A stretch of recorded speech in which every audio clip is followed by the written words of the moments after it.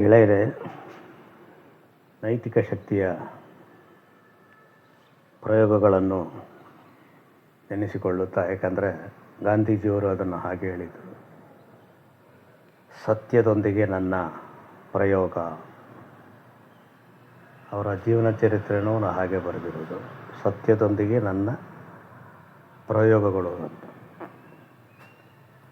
ಆತ್ಮವಂಚನೆ ಆಗದ ರೀತಿ ನಡೆದುಕೊಳ್ಳುವ ಪ್ರಯೋಗ. ಹೀಗೆ ದಕ್ಷಿಣ ಆಫ್ರಿಕಾದಲ್ಲಿ ಅವರು ಬಹಳ ದೊಡ್ಡ ಹೆಸರನ್ನು ಮಾಡ್ತಾ ಬಹಳಷ್ಟು ಜನಕ್ಕೆ ನ್ಯಾಯ ಕೊಡಿಸುತ್ತಾ ಇರುವಾಗ, ಅಷ್ಟೊತ್ತಿಗಾಗಲೇ ಭಾರತದಲ್ಲಿ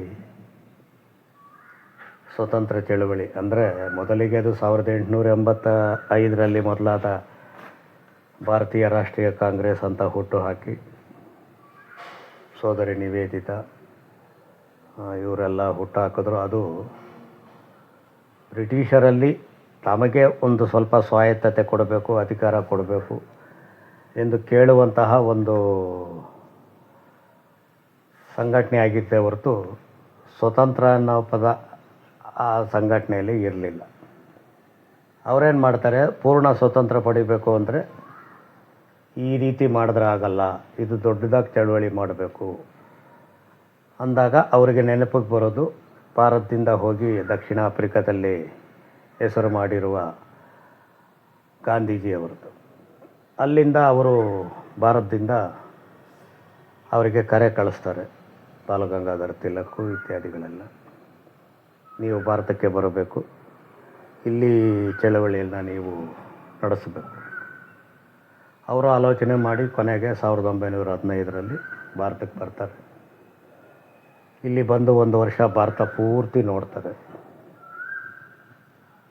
ನೋಡಿದಾಗೆ ಅವರಿಗೆ ಭಾರತದ ಅಂತಃಸತ್ವ ಏನು, ಇದರ ತಕ್ಷಣದ ಪರಿಸ್ಥಿತಿ ಏನು ಅಂತೆಲ್ಲ ಅರ್ಥ ಮಾಡಿಕೊಂಡು, ಇಲ್ಲಿನ ಜನರ ಬಡತನದ ನೋವು ಸಂಕಷ್ಟಗಳು ಅವರಿಗೆ ಚೆನ್ನಾಗಿ ತಾಗಿ,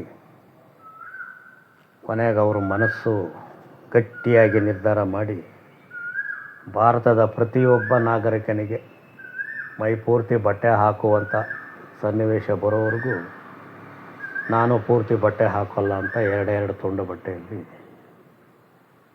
ಉಳಿದು ರಾಷ್ಟ್ರೀಯ ಕಾಂಗ್ರೆಸ್ಸನ್ನು ಮುನ್ನಡೆಸ್ಕೊಂಬರ್ತಾರೆ. ಅಲ್ಲಿಂದ ದೊಡ್ಡ ದೊಡ್ಡ ಚಳುವಳಿಗಳು ಮೊದಲಾಗುತ್ತೆ. ಗುಜರಾತ್ನಲ್ಲಿ ಚಂಪಾರಣ್ಯ ಚಳುವಳಿ, ಖಿಲಾಫತ್ ಚಳುವಳಿಗಳು, ಹೀಗೆ ಬಹಳಷ್ಟು ಚಳುವಳಿಗಳಾಗ್ತವೆ. ನಂತರ ಜಲಿಯನ್ ವಾಲಾಬಾಗ್ನಲ್ಲಿ ನಡೆದಂಥ ಘನಘೋರವಾದ ಹತ್ಯಾಕಾಂಡಗಳು. ಅದರಿಂದ ಚಳುವಳಿ ಮಾಡೋಕ್ಕೆ ಹೋಗಿ ಬ್ರಿಟಿಷರಿಂದ ಹತ್ಯೆಯಾದ ಪಂಜಾಬಿನ ಕೇಸರಿ ಲಾಲಾ ಲಜಪತ್ ರಾಯ್, ಅವರು ಸತ್ಯದಿಂದ ಕ್ರೋಧಗೊಂಡ ಭಗತ್ ಸಿಂಗ್, ಸುಖದೇವ್, ರಾಜಗುರು ಇಂಥವರ ಪ್ರತಿಭಟನೆಗಳು. ಆ ಒಂದು ಘಟನೆಗಳಲ್ಲಿ ಚೌರಿ ಎಂಬ ಊರಿನಲ್ಲಿ ಬರೀ 4 ಜನರಿದ್ದ ಪೊಲೀಸ್ ಠಾಣೆಗೆ ಜನ ಬೆಂಕಿ ಹಚ್ಚಿ ಆ ಪೊಲೀಸವರು ಸತ್ತೋದಾಗ ಗಾಂಧಿಯವರು ಚಳುವಳಿಯನ್ನೇ ಹಿಂದಕ್ಕೆ ತಗೊತಾರೆ. ಯಾಕಂದರೆ ನನ್ನ ಉದ್ದೇಶ, ನನ್ನ ದಾರಿ ಇರುವುದು ಅಹಿಂಸೆಯಿಂದ ಪಡೆಯುವ ಸತ್ಯಾಗ್ರಹದ ಚಳುವಳಿ ಮಾತ್ರ, ಹಿಂಸೆಯನ್ನು ನಾನು ಒಪ್ಪೋದಿಲ್ಲ ಅಂತ ಚಳುವಳಿಯನ್ನೇ ಹಿಂದಕ್ಕೆ ತಗೊತಾರೆ.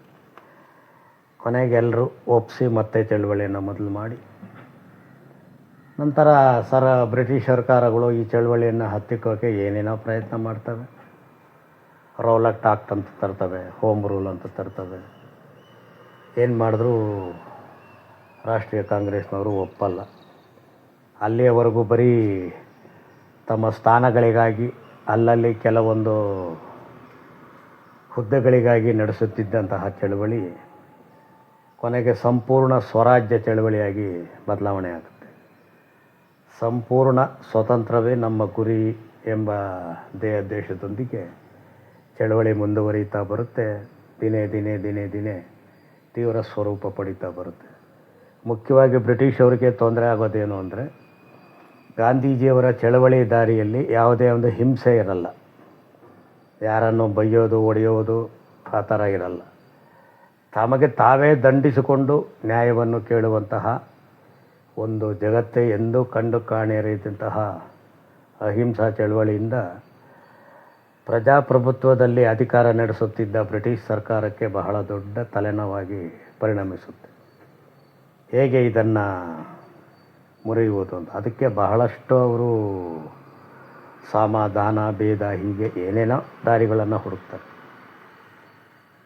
ಕೊನೆಗೆ 1930 ನವೆಂಬರಲ್ಲಿ ದುಂಡು ಮೇಜಿನ ಪರಿಷತ್ತು ಅಂತ ಒಂದು ಸಮ್ಮೇಳನ ಕರೀತಾರೆ. ಭಾರತದ ಎಲ್ಲ ಪ್ರತಿನಿಧಿಗಳು ಭಾಗವಹಿಸಬೇಕು, ಸಮಸ್ಯೆಗಳನ್ನು ಇಲ್ಲಿ ಹೇಳ್ಕೊಬಹುದು ಅಂತ. ಆದರೆ ಅದ್ರ ಜೊತೆಯಲ್ಲಿ ಅದು ಬ್ರಿಟಿಷ್ ಸರ್ಕಾರದ ಕಾರ್ಯಕ್ರಮವಾದ್ದರಿಂದ ಅವರ ರಾಜನೀತಿ ಇರುತ್ತೆ, ಅಂದರೆ ಪ್ರೋಟೋಕಾಲ್. ಅಲ್ಲಿ 3 ಪೀಸ್ ಸೂಟ್ ಹಾಕ್ಕೊಂಡು ಹೋಗ್ಬೇಕು, ಶೂ ಇರಬೇಕು, ತಲೆಗೆ ಹ್ಯಾಟ್ ಇರಬೇಕು, ಕೈಯಲ್ಲಿ ವಾಚ್ ಇರಬೇಕು, ಹಾಗೆ ಹೀಗೆ ಅದೆಲ್ಲ ಇದ್ರೇ ಅಲ್ಲಿ ಒಳಗಡೆ ಭಾಗವಹಿಸೋಕ್ಕಾಗೋದು. ಅದು ಜೊತೆಯಲ್ಲಿ ಕಾಂಗ್ರೆಸ್ ಸರ್ಕಾರಕ್ಕೆ, ಕಾಂಗ್ರೆಸ್ ಪಕ್ಷಕ್ಕೆ ಸಿದ್ಧಾಂತಗಳು ಇವೆಲ್ಲ ಒಪ್ಪಿಗೆ ಆಗಲ್ಲ, ಅವರು ಬಹಿಷ್ಕಾರ ಆಗ್ತಾರೆ. ಮತ್ತು ಗಾಂಧೀಜಿಯವರು ತುಂಡು ಬಟ್ಟೆ ಬಿಟ್ಟು ಬೇರೆ ಬಟ್ಟೆ ಹಾಕೊಳೋದಕ್ಕೆ ಒಪ್ಪಲ್ಲ. ಆ ಮೊದಲ ದುಂಡು ಮೇಜಿನ ಸಭೆ 1930 ನವೆಂಬರ್ನಲ್ಲಿ ನಡೆಯುತ್ತೆ. ಅಲ್ಲಿ ಅಂಬೇಡ್ಕರ್ ಅವರು ಈ ದಲಿತ ಇವುಗಳ ಪ್ರತಿನಿಧಿಯಾಗಿ ಭಾಳಷ್ಟು ಜನ ಭಾಗವಹಿಸ್ತಾರೆ ಅದರಲ್ಲಿ. ಅಲ್ಲಿ ಟರಾವಿನಲ್ಲಿ ಏನಾಗುತ್ತೆ ಅಂದರೆ ಬೇರೆಯವರೆಲ್ಲ ಬೇರೆ ಬೇರೆ ವಿಷಯಗಳು ಮಾತಾಡಿದಾಗ ಅಂಬೇಡ್ಕರ್ ಅವರು,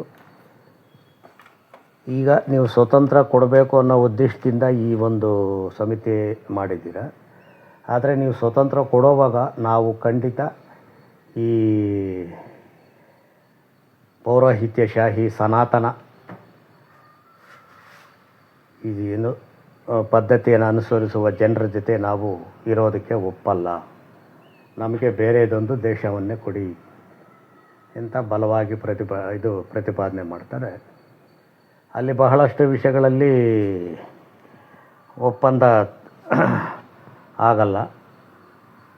ಆಗ ಆ ಸಭೆ ಬರಖಾಸ್ತಾಗಿ ಕೊನೆಗೆ ಮುಂದಿನ ವರ್ಷ ಡಿಸೆಂಬರಲ್ಲಿ ಮತ್ತೆ ಸಭೆ ಕರೆಯುವುದು ಅಂತ ತೀರ್ಮಾನ ಆಗುತ್ತೆ. ಮುಂದಿನ ವರ್ಷ ಮತ್ತೆ ದುಂಡು ಮೇಜಿನ ಪರಿಷತ್ತಿಗೆ ಕಾಂಗ್ರೆಸ್ನವ್ರಿಗೂ ಕರೆ ಬರುತ್ತೆ.